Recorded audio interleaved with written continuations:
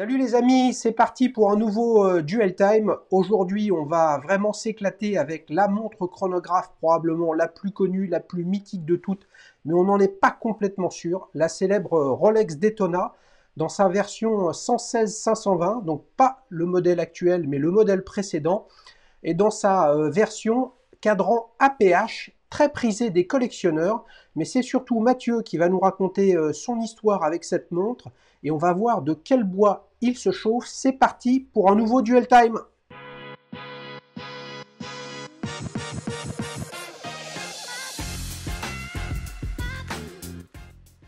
Salut Mathieu, ça va?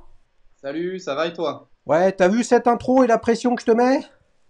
J'ai la pression, mais ça va aller. On a l'habitude ici, on la boit la pression. Et ouais, attention, hein, Rolex Daytona, dis donc, d'où nous vient ce beau sourire bronzé et tout ça, là, tu serais pas du sud de la France? Exactement, c'est ça, près de Toulon, entre Bandol et Sanary exactement.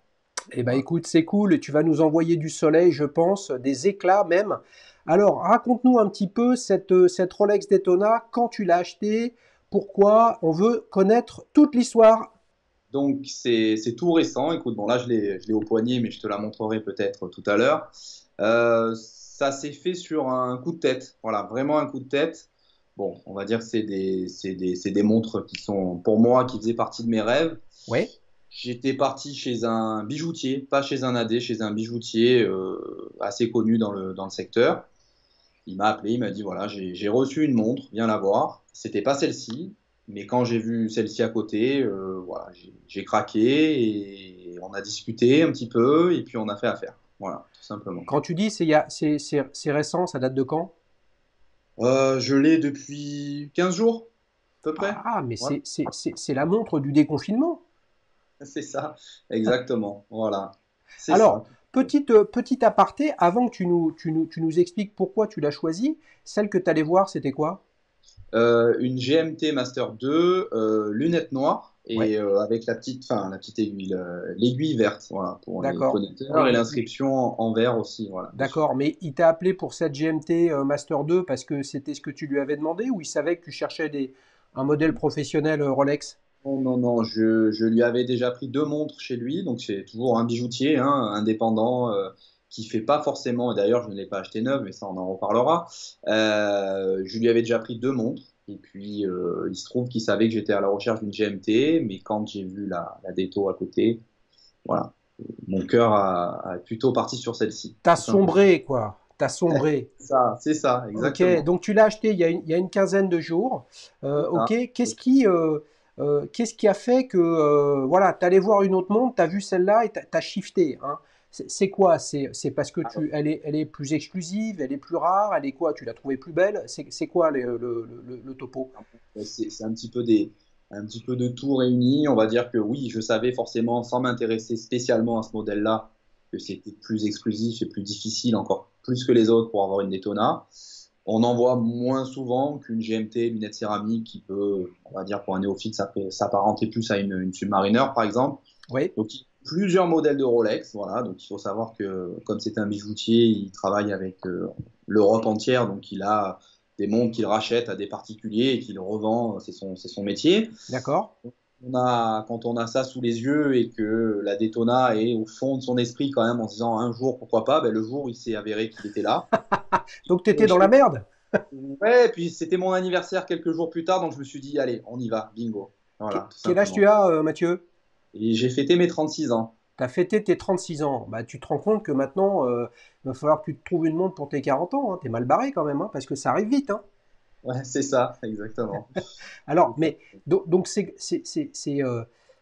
que je comprends, c'est que somme toute, c'est en voyant les deux l'une avec l'autre, tu t'es dit, bon, la GMT Master 2, elle peut être confondue avec d'autres modèles de chez Rolex. Je suis assez d'accord avec toi. Les amis, hein, les puristes Rolex, vous avez crié au scandale, mais entre une Sea Dweller, une Submariner, et une GMT Master 2 lunettes noires, c'est quand même pas, je veux dire, seul un œil avisé comme le vôtre ou celui de Mathieu fait la différence instantanément. Donc tu avais l'impression d'avoir un truc un peu trop classique et puis là quelque chose de plus exclusif. C'est ça la synthèse. Après, Elle m'a plu, j'allais dire, la GMT, je l'ai passée. On était dans une catégorie complètement différente de prix, donc forcément, j'étais parti pour. Eh ouais, Voilà, il faut dire ça aussi, hein, les choses comme elles sont. J'étais parti pour celle-ci avec un budget en tête, avec la reprise d'une Datejust, puisque j'avais une Datejust que j'avais pris chez ce professionnel-là. Donc il m'avait dit, mais écoute, on s'était mis d'accord sur la reprise.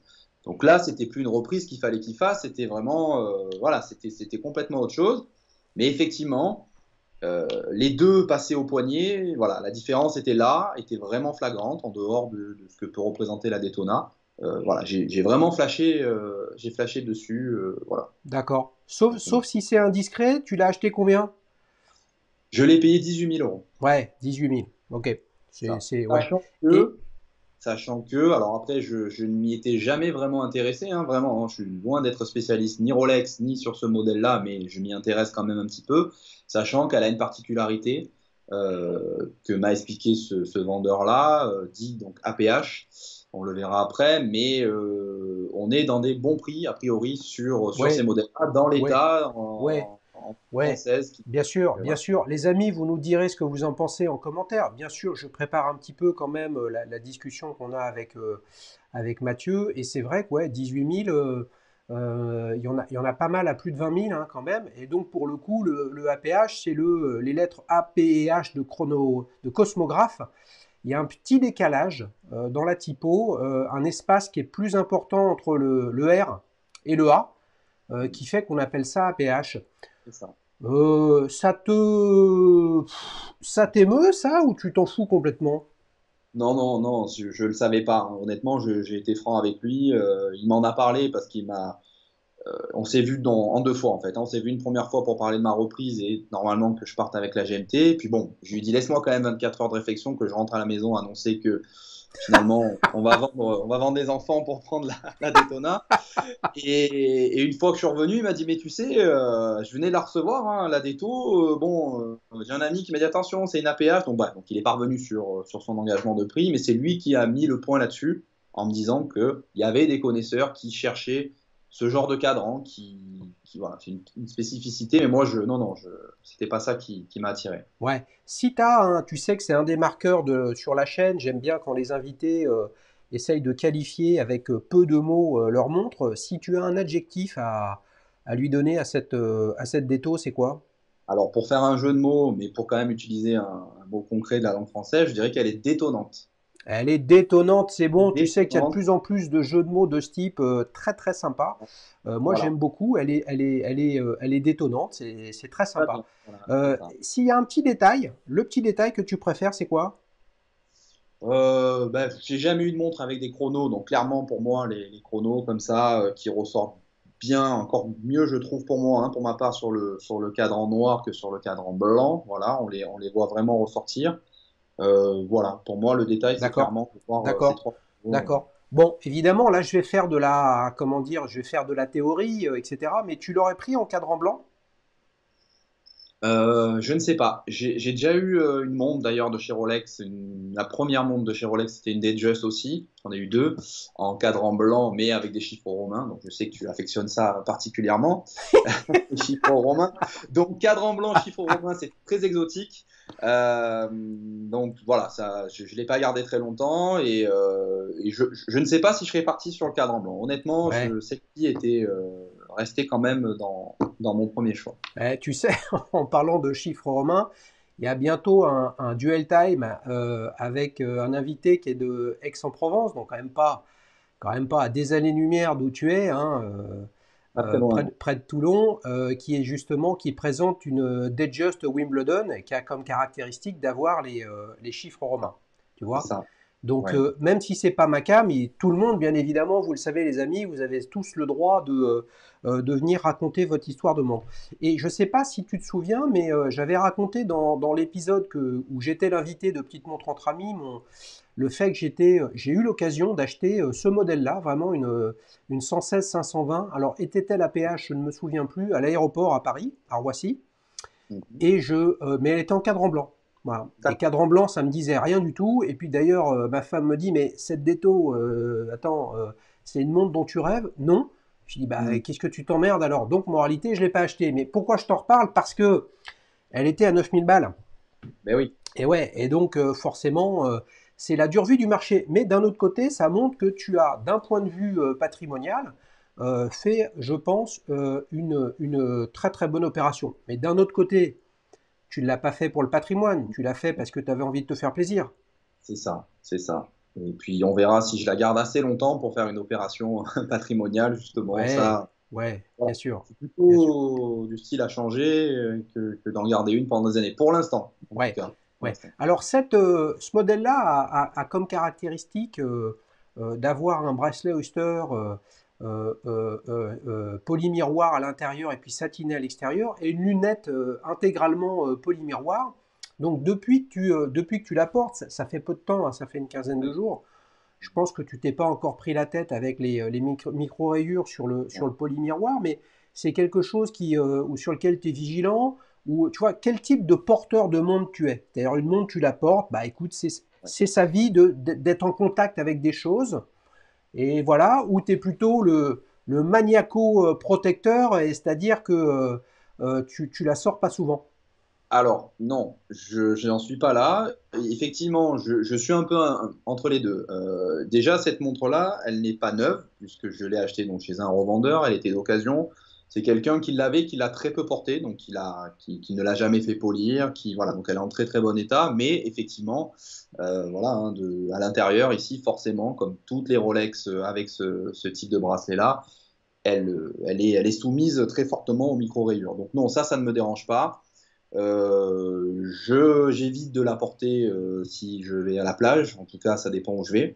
Mais ça m'est déjà arrivé, voilà, dans les 15 jours, de me baigner avec. Voilà, donc on va peut-être me hurler dessus dans les commentaires. C'est pas fait pour ça. Elle est étanche à 100 mètres. Donc bon, il faut bien vérifier que voilà, tous les petits boutons poussoirs sont bien Eh verrouillés. ouais, bien sûr. Mais c'est fait pour. On peut se baigner avec. Oui, oui, on peut se baigner. On peut pas plonger, mais même avec une sub, j'aurais pas plongé non plus à proprement dit. Donc voilà. Et toi qui habites au bord de la mer, tu fais de la plongée ou pas? J'en faisais avec un peu plus de coffre et un peu plus de jeunesse, de la plongée, mais vraiment en apnée, puisque bon voilà, Ouais, j'habite vraiment tout auprès de la mer, mais j'avais pas besoin de monde de plongée spécifique. Non, non, pour faire ouais, ce que je fais, ouais. c'est de la baignade, c'est rien de. Voilà. Bah, en tout cas, les photos que tu nous as envoyées sont vraiment sympas. Elles respirent, les amis, le soleil, hein. Elle a une belle vie. Quel regard un peu, est-ce que le regard des gens ont changé entre ta Datejust et cette Daytona qui est peut-être plus reconnaissable parce elle est assez différente du reste de la gamme Rolex? Qu'est-ce que... Alors, j'ai envie de dire oui et non. Ma Datejust, comme celle-ci, j'allais dire, elle est moins reconnaissable qu'une Sub. Hein, faut dire les choses. Aujourd'hui, c'est peut-être aussi pour ça que j'en ai toujours pas de Submariner, même si c'est une montre qui me plaît beaucoup. C'est une montre qui, en tout cas dans le sud, je sais pas si c'est partout ailleurs, mais qu'on voit beaucoup. Donc celle-ci est très très reconnaissable même pour un néophyte. La Dato ou la Datejust, non. Par contre, les connaisseurs, oui. J'ai eu, même sur cette courte période de 15 jours, 3 semaines, des connaisseurs qui m'ont dit ah oui, effectivement, là, tu t'es pris une belle montre. J'en veux une, moi, avec la lunette céramique, mais je suis sur liste d'attente depuis 2 ans. Donc, bon, ben, je leur ai dit que j'étais pas très patient et que du coup, bon, ben, j'avais payé le prix fort. Voilà, tout simplement. Ouais, ouais. Oui, mais d'un autre côté, tu as payé le prix fort, mais les amis, vous nous direz en commentaire, là, t'as payé le prix de ce modèle-là actuellement sur le marché de l'occasion. Est-ce que le marché de l'occasion est porté par la rareté des produits neufs? Ça, c'est sûr, mais c'est, je pense, un modèle qui est avant tout porté par le fait qu'il est plus fait.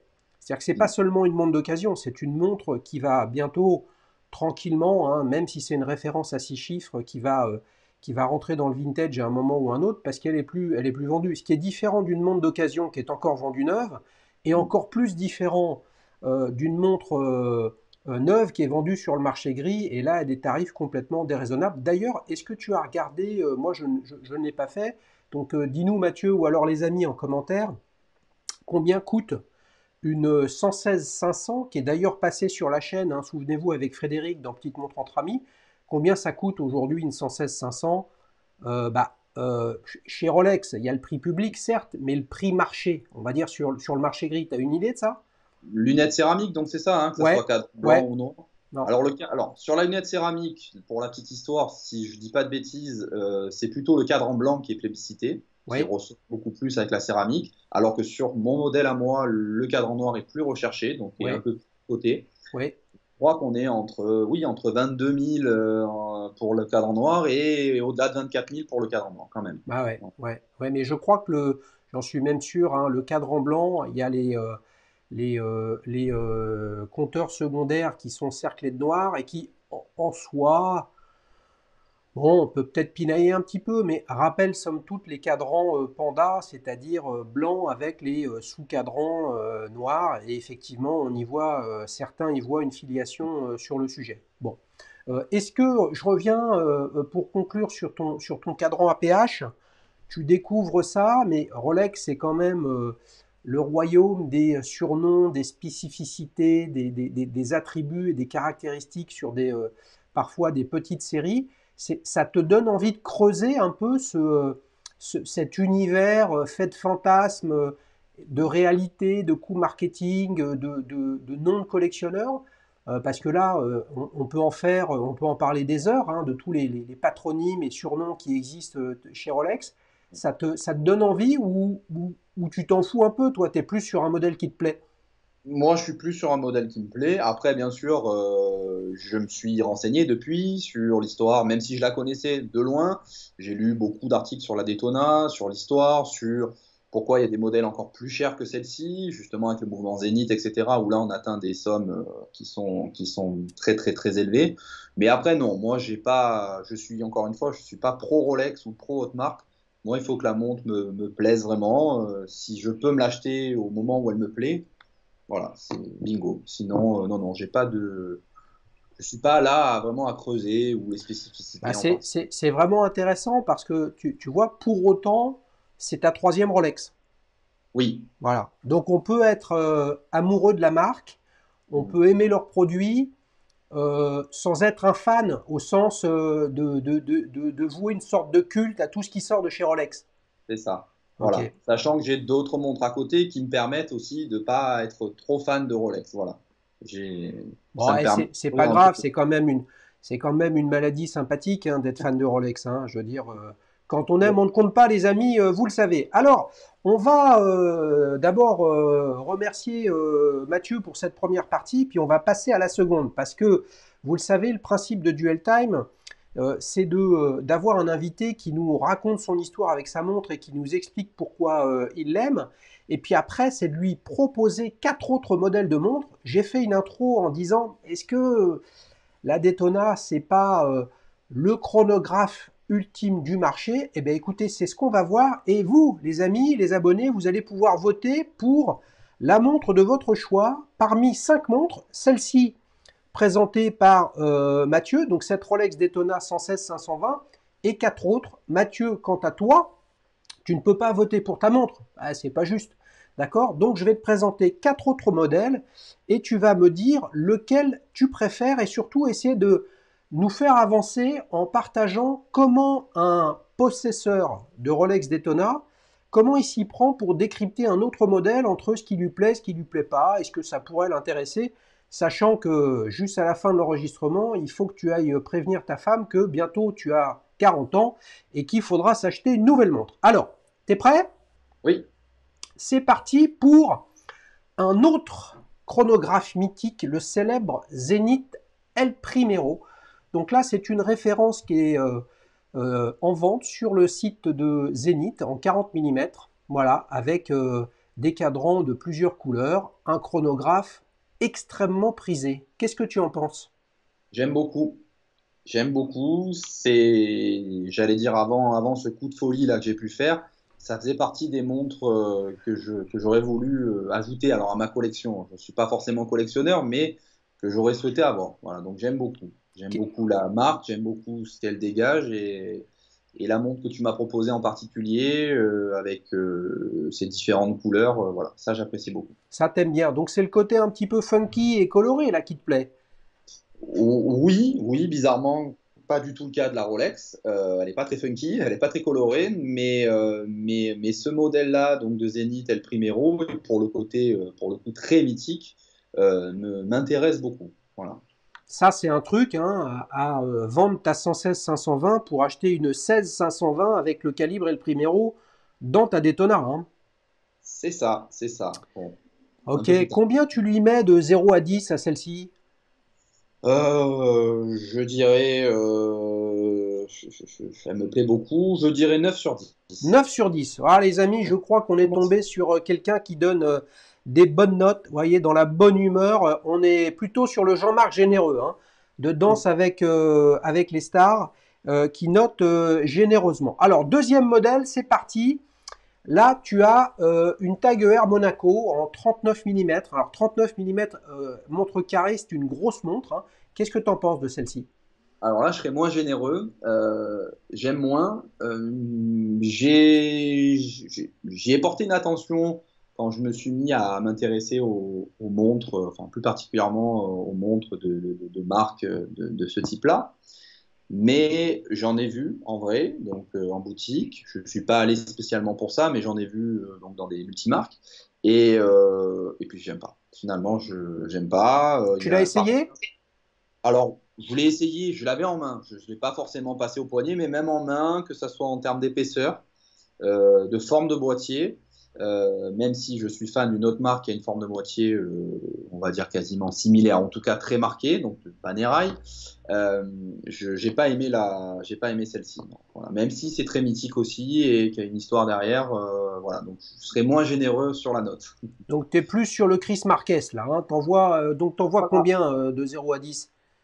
Alors parce qu'elle est quand même, c'est une belle montre et que voilà, ça embarque toute une histoire derrière. Je mettrais un 6 sur 10. 6 sur 10, ok. Voilà. Les amis, bien évidemment, hein, vous aurez à voter sur l'onglet communauté de la chaîne sur votre modèle préféré. Et bien évidemment, dites-nous en commentaire ce que vous en pensez, comme le fait Mathieu. Alors, maintenant, on enchaîne sur la troisième, un autre chronographe mythique, la célèbre Omega Speedmaster. Voilà, tous les modèles que je te montre sont en vente actuellement. Hein. Il n'y a pas de vintage. Alors, qu'est-ce que tu en penses de celle-là? Alors là, on est comme sur la Zénith, c'est-à-dire que c'est un modèle qui m'a intéressé à un moment donné. Donc j'ai regardé combien ça se vendait, la différence entre le saphir et le plexi, etc. Donc voilà, c'est quelque chose sur lequel je me suis renseigné, donc ça me plaît forcément. Donc je dis pas qu'aujourd'hui, ayant déjà ce chronographe, je partirai sur l'Omega, mais c'est une montre que j'affectionne. Voilà, c'est une montre qui me plaît. Je l'ai déjà essayé. J'aime ce qu'elle dégage, j'allais dire la taille du boîtier. Voilà, voilà, c'est une référence, voilà, mondialement connue. Je veux dire, c'est quelque chose qui a fait ses preuves et moi, ça me parle. D'accord. Combien tu lui mets de 0 à 10 à celle-ci? Je vais mettre la même note que pour la Zénith, 9 sur Ah, 10. donc c'est un 9 sur 10. Hein. Une égalité, voilà, ouais. Ça marche. Alors là, je te présente un autre chrono extrêmement connu. Là, Breitling Navitimer. Là, je t'ai pris un petit modèle, hein, pas le truc en 46, hein, parce que c'est gros. Là, on est en 43, donc on est un petit peu plus gros que ta Daytona, mais sans plus. Qu'est-ce que tu en penses de celle-là? Alors, j'aime moins. Je suis pas, comment dire, j'aime la marque Breitling. Je trouve que leurs modèles sont forcément réussis. Hein. C'est une marque, voilà, qui pareil, hein, comme toutes les autres, de toute façon, t'es parti que sur des marques qui sont très connues, qui sont très portées aussi. Oui. Mais le modèle, en tout cas, que tu me présentes là, si je dois faire un choix, c'est clairement pas celle que je choisis. Qu'est-ce qui te Euh, plaît pas dans cette Breitling? Ou qui te plaît moins? Bah, sur la Navitimer, j'ai un peu de mal avec le cadran, voilà, que je trouve plutôt chargé, voilà, tout simplement. L'espèce de, comment dirais-je, de couronne a un petit peu cranté. Je suis pas non plus très très fan, voilà. Maintenant, il y a d'autres modèles chez Breitling que je choisirais. Bon, là, on est là pour parler de chrono, donc, mais celle-ci, j'adhère moins. Voilà, j'adhère clairement moins que les Ouais. autres. Donc tu lui mets combien? Je lui mettrais, pareil, j'ai pas envie de. Voilà, une égalité aussi, donc un 6 sur 10. Voilà, Donc de 6. t'as pas envie de te fâcher avec Ah, Tag Heuer et avec Breitling. Mais maintenant, il va quand même falloir, parce que les amis, là, on voit bien qu'il ne veut pas se dévoiler, mais donc on a une finale, là, on a un ex-aequo, et c'est pas prévu dans le règlement, cher Mathieu. Donc il va falloir que tu nous dises entre la Zénith et le Primero, où tu as mis 9 sur 10 et la Omega Speedmaster, il va falloir que tu nous dises pour laquelle tu votes. Et oui, je suis obligé de te forcer. Oui. Donc mon choix est fait. On va dire que à ce jour, avec la montre que je possède, donc avec ses caractéristiques, son cadran tout noir, etc., avec ses petits compteurs, je partirai sur la Zénith quand même. Tu partirais sur la Zénith? Je partirai sur la Zénith, oui. Ouais. C'est celle qui m'attire le plus, même si l'Omega me plaît beaucoup. Je choisirai la Zénith et le Primero. Ouais, alors si tu dois expliquer pourquoi, là, j'ai l'impression que on est très très proche en termes de format entre la Zénith et l'Omega. Tu vois, il y a des boutons poussoirs qui sont pas cerclés comme avec des poussoirs vissés sur la Daytona. Tu as une lunette qui est un petit peu plus discrète, etc. J'ai l'impression que là, ce qui te plaît, c'est vraiment le côté un peu funky dont on parlait tout à l'heure, avec de la couleur. Et puis, mine de rien, tu as quand même un bracelet qui est extrêmement proche de celui qu'il y a sur ta Daytona. Hein. Exactement. Voilà. Après, moi, je trouve qu'elle pourrait être complémentaire. On est sur une gamme de prix qui n'a plus rien à voir avec la Daytona, forcément.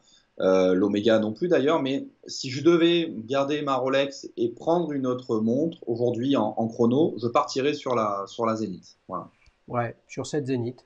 Oui. Eh bien, si tu regardes, les amis, hein, regardez bien, là, cette Zénith, et là, je repasse sur la Daytona. Vous regardez la forme des aiguilles et on est extrêmement proche.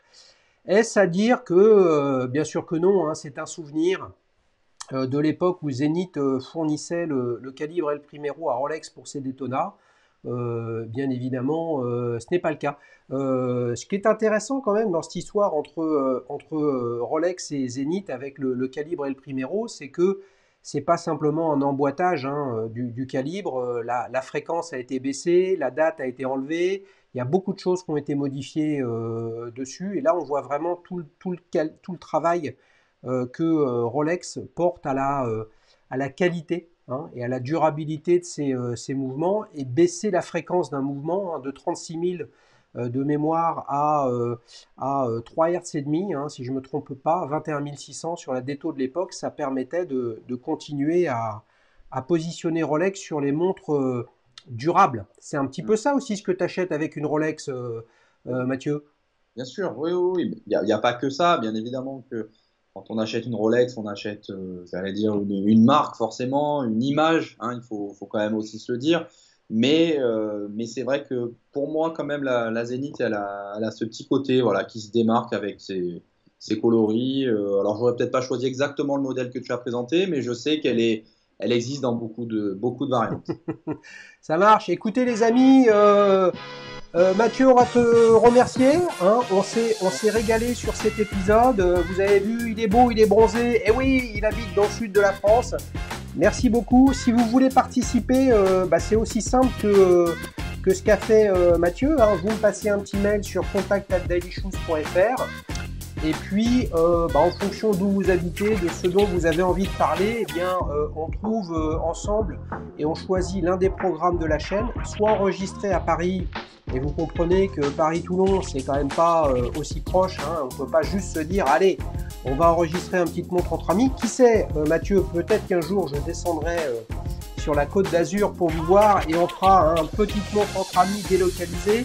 En tout cas, je vous souhaite plein de bonnes choses. Je vous dis à très très bientôt et n'hésitez pas à m'écrire si vous voulez participer. Ciao, ciao. Salut Mathieu. Salut Xavier.